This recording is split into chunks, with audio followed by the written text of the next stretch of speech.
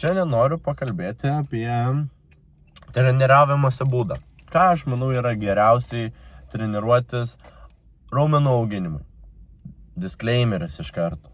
Nėra vieno teisingo būdo treniruotis. Kiekvieno kūnas yra skirtingas, kiekvienas žmogus turi skirtingas priežastis, kodėl jie eina į sporto salę ir tikslus.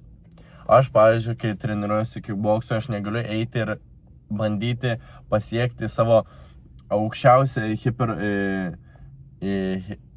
hiper galimybės auginti raumenį, vietoj to, kad, pavyzdžiui, aš tiesiog eičiau ir daryčiau kardio, pavyzdžiui, ir bandyčiau savo raumenį ištverme auginti raumenyje, negu jo dydį. Tai va, mano nuomonė, kaip geriausiai yra taip treniruotis. Visų pirma, treniruoti 1 arba 2 kartus raumenio dalį per savaitę. Ką aš turiu omeny, tai pavyzdžiui, jeigu galite tik tais, pavyzdžiui, 3 kartus į savaitę eiti, tai jūs negalėsite 2 kartus per savaitę kiekvieno raumenio pahitinti, nes jūs tiesiog neturėsite tam laiko. Nebent jūs turite 3 dienas per savaitę po 4 valandas. Tai jeigu jums patinka sėdėti sporto salėje 4 valandas, jūs sėdėkit. Aš nieko nesakau. Bet jeigu, pavyzdžiui, kai kuriom dienom, kai kuriom savaitėm tiksliau, galiu sportuoti tik 3 kartus, aš sportuodavau labai paprastai. Traukiu, spaudžiu ir darau kojas.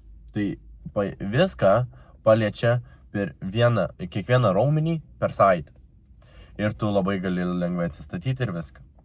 Jeigu jūs galite daugiau dienų, čia jau yra kitas dalykas. Bet tiesiog aš turiu tą overall pasakyti.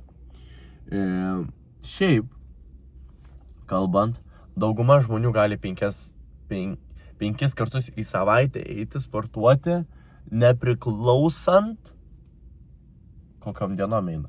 5 kartus į savaitę einant, 2 dienas duodant pailsėti, manau, labai yra geras dalykas ir labai galima lengvai prisitaikyti. Pavyzdžiui, jeigu jūs esate dirbantis ir esate ant tvarkaraščio, jūs negalite labai ten daug ką pakeisti. Bet kaip aš einantis į mokyklą, jeigu jūs einate kaip aš į mokyklą, jūs turite laisvą grafiką, bet kartais jums iškyla toksai kaip kontrolinis, kitoks atsiskaitimas ar tiesiog gyvenimas. Jūs einate 5 kartus į savaitę, 5.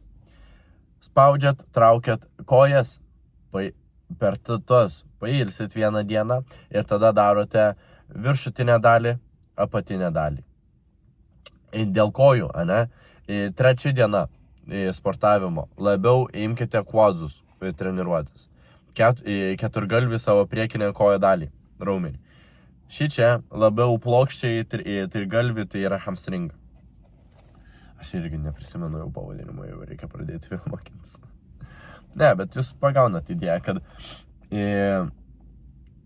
reikia biškutį paskirstyti. Nes pavyzdžiui irgi, jūs darysite ir jūs galite labai lengvai tai susidėti. Tai va, tas yra.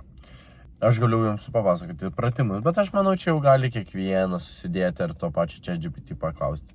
Kas aš manau labai pakeis, pavyzdžiui, mano svajonio darbą, tai yra treniruoti kažką, kad jis pasiektų aukštumas, ar sporto salėje, ar kažkokiu kitu. Ai, kažkas nori dujų prispilti. Tai va.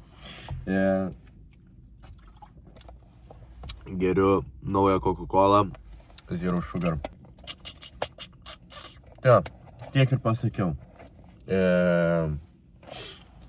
Šiaip aš manau labai suskubėjau šiandien kalbėti. Bet sakau, reikia paprastai žiūrėti į treniravimą. Nereikia perspausti. Nes aš, pavyzdžiui, matau sporto salėje treniruojančias dėdės, kur, tiksliau, labai persistengia. Jums nereikia eiti ir, aš nesakau, kad yra blogas egoliftinimas, kartais yra gerai. Bet tiesiog, overall, yra egoliftinimas biškutį blogai sąnariams viską. Tai aš šiaip rekomenduoju labai paprastą dalyką. Tai yra pirmas setas. Mano mentaliai tai toksai. Pirmas setas eini kaip į warm-upą. Eini kokiu 60% savo makso. pasidarai, viskas gerai ir tada tu grįžtant prie temos. Reikia biškutį pavažiuoti, nes plovyklus esu dabar. Tai parodysiu. Vienoj plovyklai. Sakau, aфиgena. Šiaip rekomenduoju plovyklą. Atsiprašau, kad uždengiau kamerą. Šiaip rekomenduoju šitą plovyklą, tiesiog labai ilgas dažnai laiko tarpas laukti ir dar pakankamai pigų. Už kaip gerai nuplauna mašiną. Tai va, toliau tęsant. Labai yra persistengimo. Šiaip geriausia variantas yra eiti daryti darbą 3 setus. Vienas setas yra labai jau aukštam lygiui. Ką aš turiu omeny, šiaip tipo atrodo, kuo daugiau darysi, tuo yra aukštesnis lygis, aš nesutiksiu. Vienas setas yra jau, kur tu žinai, kiek tu svorio darai, tu žinai, ką tu darai ir viskas.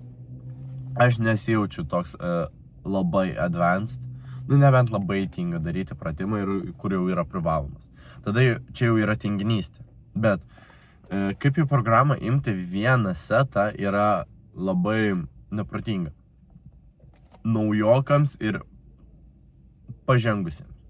Profesionalams vienas setas yra labai geras pasirinkimas, nes tu žinai, kokį svorį tu darai, tu žinai, ką tu darai, kokią formą ir tu žinai, kiek repsų darai. Ir tu gali atiduoti viską.